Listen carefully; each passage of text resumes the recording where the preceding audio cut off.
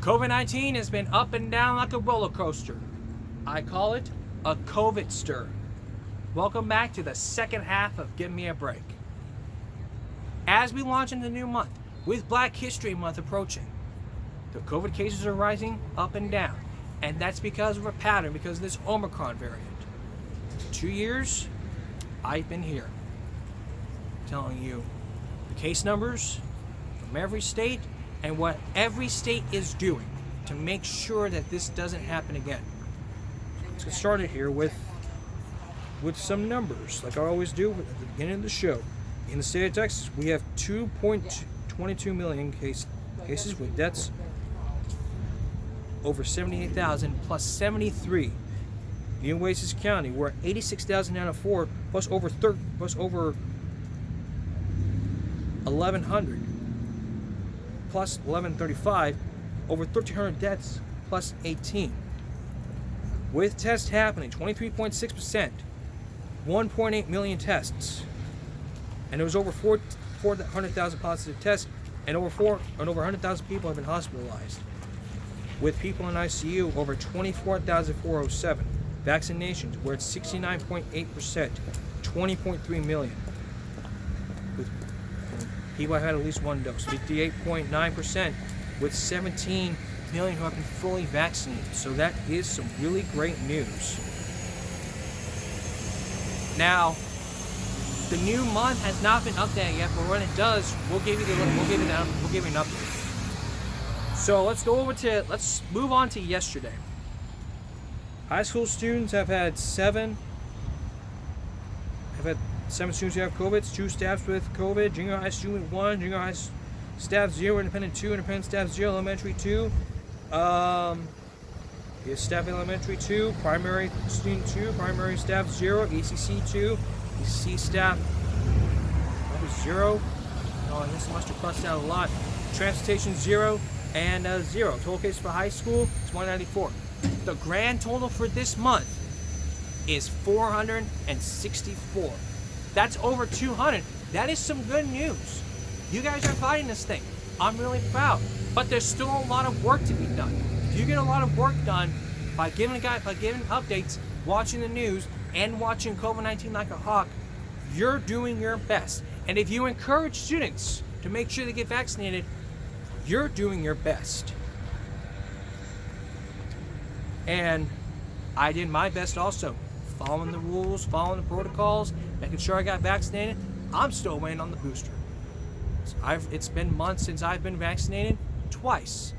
And I'm happy to say there's no side effects.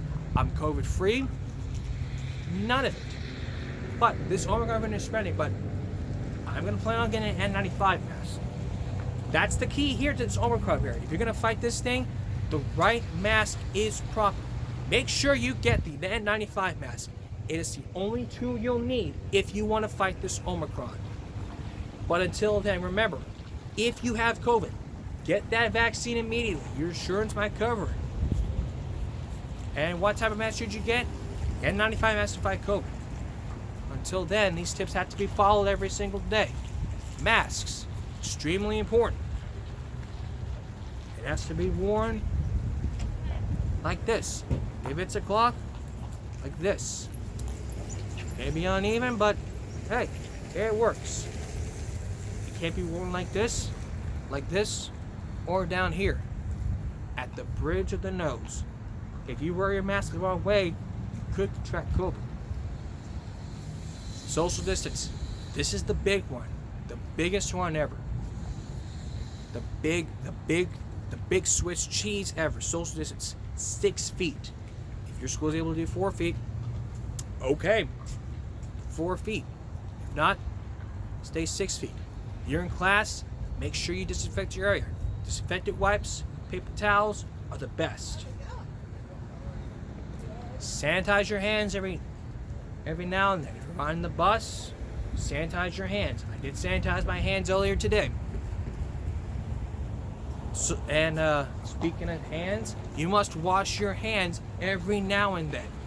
Hot water cannot reach over 110 degrees.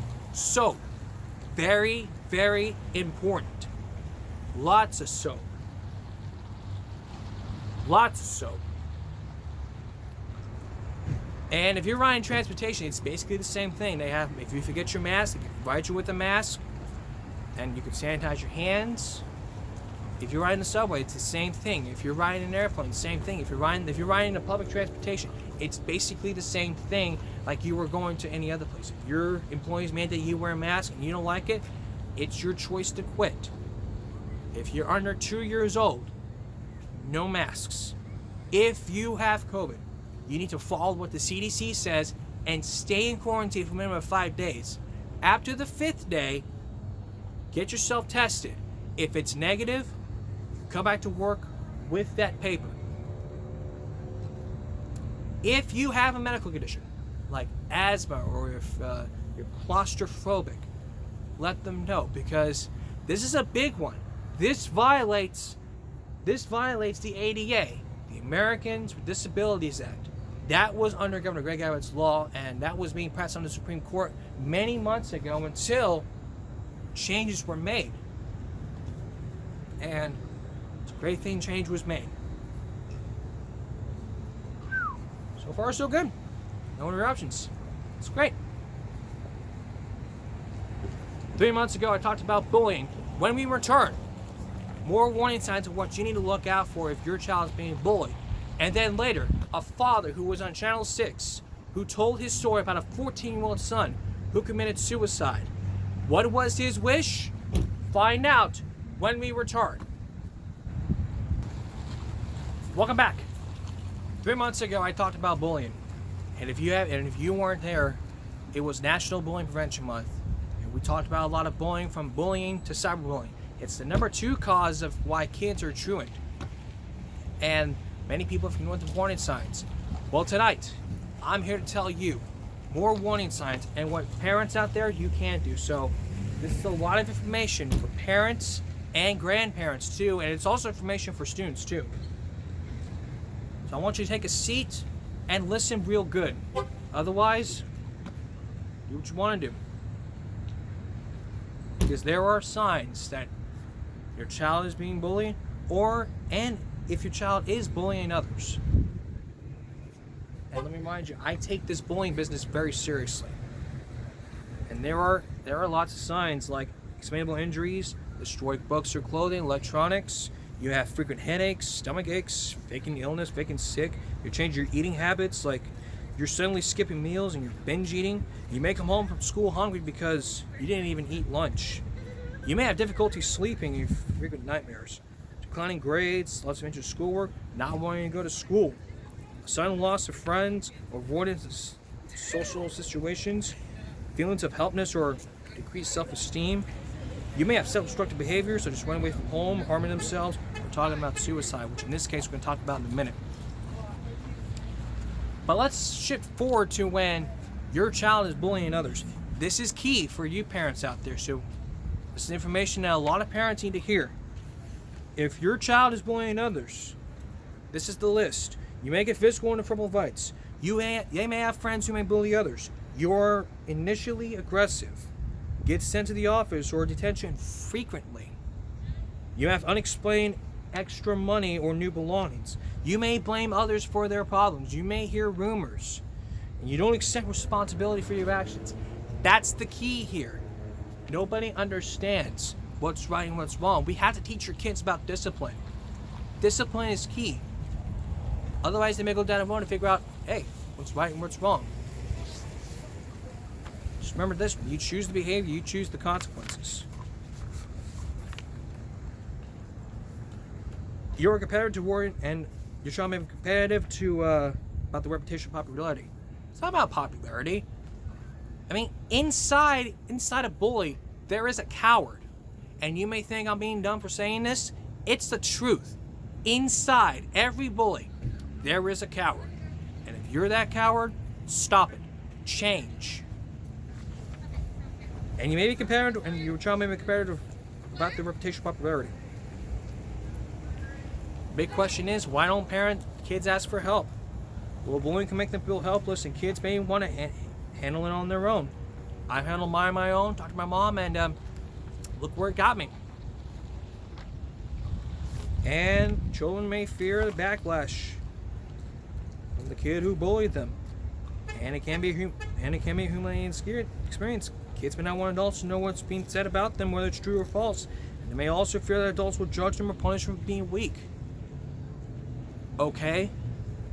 Kids who are bullied may feel socially isolated. They may feel like no one cares or could understand. It's the big key here.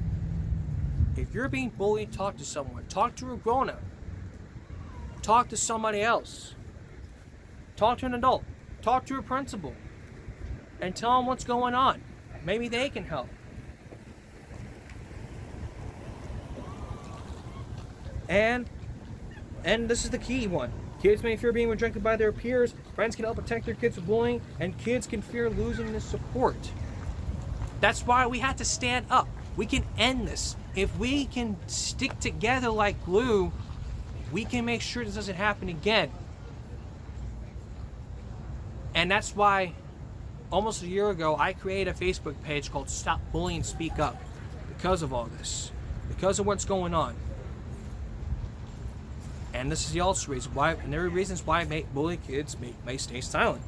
It's because of fear. There are many bully kids that fear that the bully will make things worse for them. If the bullying behavior is reported, they may also assume their peers will knock them out for tattling on their schoolmates. Feeling of embarrassment. Kids want to be cool, popular, independent, and may not be the victim of bullying, but that doesn't fit with the image. The bully is already making the child feel embarrassed and insecure. Assumes normal behaviors. I'll tell you, there's a fine line, a good fine line between bullying and typical child behaviors. If kids don't realize that bullying is something that can and should be stopped, and they're unsure of parents' reactions. If parents do not discuss bullying with their kids, children may not know what to expect when reporting being bullied. They may be concerned that their parents will be disappointed in them. It's because kids may not report bullying, parents may be aware of the warning signs of a bullied child, especially those that are not obvious. Here are those signs. Like stolen, lost, and damaged possessions. If a child comes home missing with a valuable item, it could be a bully is stealing from them. Put a tracker on that item, and maybe you could find it. Suddenly he doesn't want to go to school or ride the bus. Unexplained reluctance to the school is a red flag that something is wrong. And if kids are being bullied on the school bus around home, try to avoid it. Unusually hungry after school. A child who wants to eat more than a snack immediately after school could be skipping lunch in the cafeteria to avoid being bullied, or a bully maybe stealing the child's lunch money. Nightmares. You may even start bedwetting. And also you may have personality changes. Happy children become swollen, withdrawn, or moody. They're being bullied. Parents may assume this type of behavior is a normal teen. A change in appearance. Children who begin dressing differently or changing something, I guess. Change something they liked once about their looks, maybe doing so in reaction to being bullied. Headaches and stomach aches. Physical reactions to the stress. We also feel sick in hopes of staying away from school to avoid the cyberbullying. And change of online behavior. It's damaging to kids. And begins bullying behavior with siblings or friends. And the signs. And these are the big ones you have to look out for. Cuts, bruises, scratches, sprains, and even broken bones that could happen in school may indicate bullying. Physical signs may go unnoticed by parents because kids may have physical scars to avoid confrontation by being bullied. It's simple. Just talk to your parents. Talk to your principal. Talk with your local school district and come up with a plan. If we come up with a plan, then maybe we can do something about this. I have to take a break, but think about this for a minute while you guys are taking a break here. It's your choice out there. If you want to continue being a bully, you're a coward. Let's try to understand. If you're going to continue being a bully, then you're actually a coward for doing it. And you may think I'm crazy enough to say this, but it's the truth. If you continue to be a bully out there, all you're doing is making yourself feel good, because when you have children out there, you're gonna teach them that it's okay to bully others, and that's not right. You bully people, you might as well just bully your wife or your girlfriend, and that is not right. We have to change this right now. So we're gonna take a break and think about this for a minute. Don't go away. When we return, what parents can do to stop bullying, and then a dad who spoke to Channel 6's Javier Guerra has a wish for the child. We're going to tell you what their wish is when we come back. Welcome back. If you're just joining us, tonight we're dedicating a half hour to bullying, like I did 3 months ago, talking about the warning signs. Before the break, we asked the question, what can parents do because of this? Communicating with your child is like the very first step to this. While kids may be hesitant to admit to bullying at first, they may begin to discuss the problem if it comes up naturally in conversation, rather than asking if they're being bullied at school. Think about some less direct questions. You might ask whether there is any new kids on the bus or if the teacher has trouble with any misbehaving kids in class. You may gain insight into your child's day without forcing them to disclose more than they're comfortable with.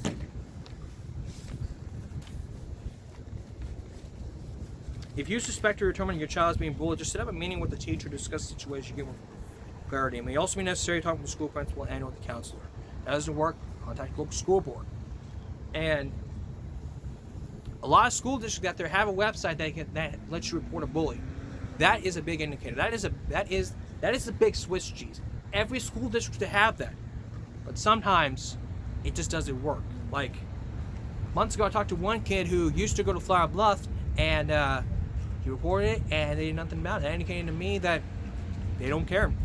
But I didn't realize it's not happening. You talk with the counselor, talk with the principal, nothing about it. Bullying can be a difficult situation for schools to resolve fairly and completely. If your child is struggling emotionally, physically, academically due to bullying, maybe time to find another school. Online learning, which kids learn home through Stride K through 12, powered virtual public school, can be an alternative for bullied kids. And it's a great thing. If you don't want to do this, then there's other alternatives you can do. If you follow these tips, then maybe we can go on the right path. Now that we talked about this, when we return, you're going to meet a father who spoke to Javier Guerra 4 days ago. You're going to hear what his son's wish was. What was his son's wish? Find out when we come back. Welcome back. Now we're going to tell you about a story of a father whose 14-year-old son committed suicide because of bullying. What was his final wish? His final wish was to end bullying, and I'm with this father there. This father's name is Arthur Damon. He didn't want to go to school because of this. Javier Guerra spoke to him 3 days ago, and I watched that piece and I was heartbroken. And 2 days ago, I asked Javier, what is the school district doing about it? Javier says he's going to look into it and we'll bring updates. And so will I. I will bring updates as the story goes along. But here's my take on what the school district could have done. This father, what this father could have done is ask who's bullying who, this and that and the other, and maybe this probably want to go away if they had reports to the principal, or if the school district had its own report a bully website. If that would have happened, we wouldn't be in this mess. And if we wouldn't be in this mess, none of this would have happened. That's my take on this. What can kids do to stop bullying? When we return, we'll tell you. These days, kids may want to be popular in sports, music, and everything. But when somebody decides to pick on people, that can be a frightening terrible experience. Bullying is the number 2 cause of truancy, along with the 6 causes. Number 1 is COVID. Number 2 is bullying. 3 is drugs. 4 is alcohol. 5 is peer pressure. And 6 is gang-related activities. But this half hour, we're sticking to bullying for one reason. The whole reason why we're sticking to this bullying issue is basically because of one orange grove. And throughout this half hour, I've been telling your parents a lot about what needs to happen. So, what can kids do? Well, what I have to say is you need to make sure that you talk to your principal, talk to your parents. If you're afraid to do that, then if you're afraid, you're afraid. Just suck it in. Suck it in. Have the power. Just try to figure something out. Suck it in. And if it's happening at school, talk with your principal. We can come up with something. We can come up with a plan so that this doesn't happen again. And inside every bully, there is a coward. There's always a coward when it comes to bullying. And I can tell you guys, everyone this. You may just do what you want to do and get away with picking on people, but it's not going to change well. And every time there's more bullying in the news, it just makes me sick. Nobody wants to go to school. Nobody wants to learn. Get their education, all that stuff. But when it comes to being picked on, you have to make sure your school does everything. And find your school's district website. They have everything and resources that they need to make sure it doesn't happen again. We still need to make sure that parents understand and don't punish their kids. And for parents out there that want to teach their kids how to defend themselves, don't do that on the school grounds. You may get yourself detention. You may get yourself detention for this stuff. And if that happens, whoopity-doo. It's your choice to make. You can try to go to the YMCA and try to deal with this issue, but it's going to come back and haunt you. You may tell your kids this, you got it from your father.